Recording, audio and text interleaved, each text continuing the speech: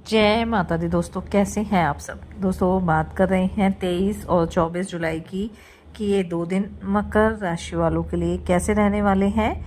इन 2 दिनों में मकर राशि वालों को क्या खुशखबरी सुनने को मिल सकती है, किन बातों में इन्हें सावधानी रखनी चाहिए। तो इन 2 दिनों का राशिफल जानने से पहले हम इन 2 दिनों का पंचांग जान लेते हैं। 23 जुलाई 2025 दिन बुधवार रहेगा। श्रावण माह कृष्ण पक्ष की चतुर्दशी तिथि रहेगी।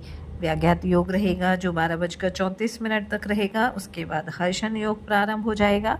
आद्रा नक्षत्र रहेगा जो 5:55 तक रहेगा। उसके बाद पुनर्वसु नक्षत्र प्रारंभ हो जाएगा। चंद्रमा मिथुन राशि में रहेंगे। राहु काल का समय रहेगा 12:27 से 2:09 तक। अब बात करते हैं 24 जुलाई की। 24 जुलाई 2025 दिन गुरुवार रहेगा। श्रावण माह कृष्ण पक्ष की अमावस्या तिथि रहेगी। हर्षण योग रहेगा जो 9:50 तक रहेगा। उसके बाद व्रज योग प्रारंभ हो जाएगा। पुनर्वसु नक्षत्र रहेगा जो 4:44 तक रहेगा। उसके बाद पुष्य नक्षत्र प्रारंभ हो जाएगा। चंद्रमा 11 बजे तक मिथुन राशि में रहेंगे, फिर कर्क राशि में आ जाएंगे। अभिजीत मुहूर्त का समय रहेगा 12 बजे से 12:54 तक। राहु काल का समय रहेगा दोपहर 2:09 से 3:52 तक। 23 जुलाई 2025 दिन बुधवार को सावन माह की शिवरात्रि है। और आप सब जानते ही हैं कि सावन माह भगवान शिव का माह होता है और सावन शिवरात्रि के दिन शिवलिंग पर जलाभिषेक करने से भगवान शिव प्रसन्न होते हैं और उनकी कृपा से हमारी सभी मनोकामना भी पूरी होती है। वैसे तो पूरे माह में ही भगवान शिव की पूजा की जाती है, लेकिन जो सावन की शिवरात्रि होती है वो विशेष फलदायी होती है। और इस दिन जो भी भक्त भगवान शिव को जल अर्पित करते हैं उनकी सुख समृद्धि में वृद्धि होती है। आपको बता दें कि सावन की जो शिवरात्रि है इस दिन भद्रा का साया रहने वाला है। पंचांग के अनुसार इस दिन जो भद्रा है सुबह 5:37 से शुरू हो जाएगी, जो दोपहर 3:31 तक रहने वाली है। तो अब ये असमंजस की स्थिति बनी हुई है कि जो जल चढ़ाना है शिवलिंग पर वो किस समय हमें चढ़ाना है, क्योंकि 3:31 तक भद्रा का साया रहेगा। ऐसे में आप ब्रह्म मुहूर्त में भगवान शिव की पूजा कर सकते हैं। इसके अलावा प्रदोष काल में भी भोलेनाथ का जलाभिषेक करना शुभ रहेगा और ये समय भगवान की आराधना के लिए उत्तम माना गया है। तो जो ब्रह्म मुहूर्त है वो 4:15 से लेके 4:56 तक रहेगा। इसके बाद जब भद्रा समाप्त हो जाएगी तो उसके बाद ही आप शिवलिंग पर जलाभिषेक करें। तो इस दिन आप पूरे विधि विधान के साथ भगवान शिव माता पार्वती की पूजा अर्चना करें। शिवलिंग पर जलाभिषेक अवश्य करें। जल, दूध, घी, शहद, काले तिल आप अर्पित करें। साथ ही बेलपत्र, धतूरा, फल फूल भी आप भगवान शिव को अर्पित करें। भगवान शिव की आरती करें। ओम नमः शिवाय मंत्र का जाप करें। महामृत्युंजय मंत्र का आप जाप कर सकते हैं। शिव चालीसा का पाठ भी करें। इससे भगवान शिव का आशीर्वाद आपको अवश्य प्राप्त होगा। 24 जुलाई को अमावस्या रहेगी और सावन माह की जो अमावस्या होती है उसे हरियाली अमावस्या के नाम से जाना जाता है, क्योंकि इस समय चारों तरफ हरियाली होती है और यह दिन भगवान शिव माता पार्वती की पूजा के लिए भी विशेष माना जाता है। और इस दिन लोग पूजा पाठ के साथ साथ पेड़ पौधे भी लगाते हैं। हरियाली अमावस्या पितरों को समर्पित होती है, इसलिए इस दिन पितरों के नाम पर दान और तर्पण करने का भी महत्व होता है। और इस बार तो इस अमावस्या पर कई शुभ संयोग बन रहे हैं। इनमें गुरु पुष्य योग है, हर्षण योग, अमृत सिद्धि योग, सर्वार्थ सिद्धि योग और शिववास योग खास है। और इन शुभ योगों में महादेव और माता पार्वती की पूजा अर्चना करना भी बेहद शुभ फलदायी रहने वाला है। तो इस दिन आप पूरे विधि विधान के साथ अपने पितरों का श्राद्ध और तर्पण करें। भगवान शिव माता पार्वती की पूजा अर्चना करें। इससे आपके घर परिवार में सदैव सुख शांति बनी रहेगी।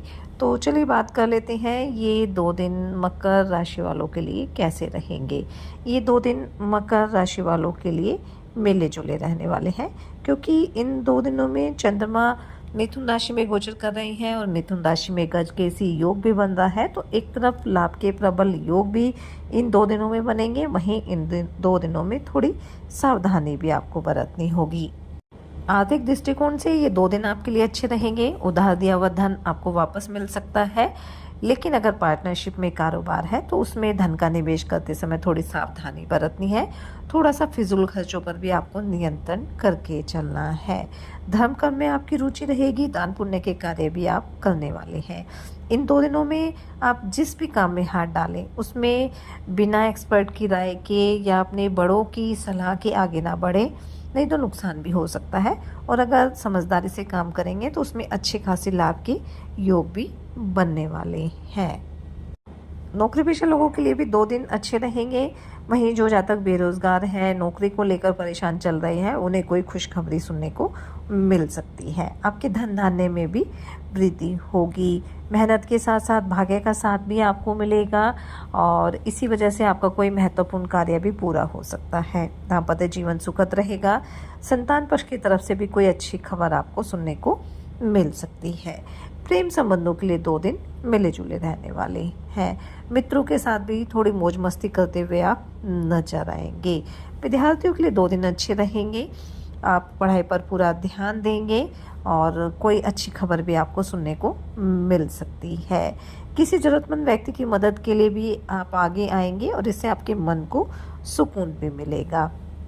इन 2 दिनों में आपको इस बात का ध्यान रखना है कि आपके कारोबार की जो भी योजना है वो हर किसी के साथ शेयर नहीं करनी है और कोई योजना आप बना रहे हैं तो उसमें भी आप सतर्क रहे, नहीं तो कोई आपको धोखा भी दे सकता है।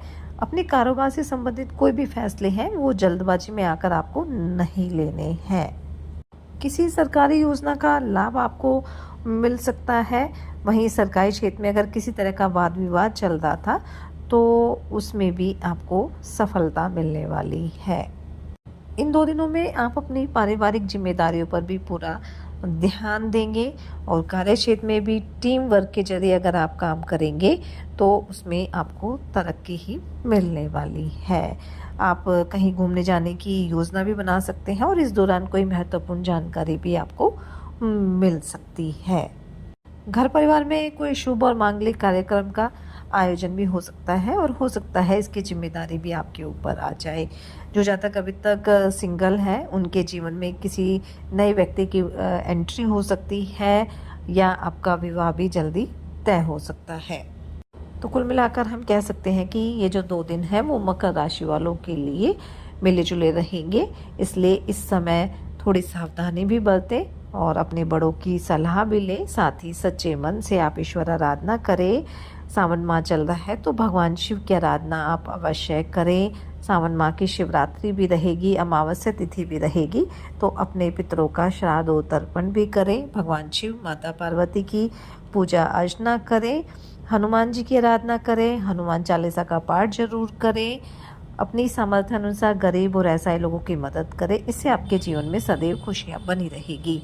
ये 2 दिन आपके लिए मंगलकारी रहे, शुभता भरे रहे। इसी मंगल कामना के साथ जय माता दी।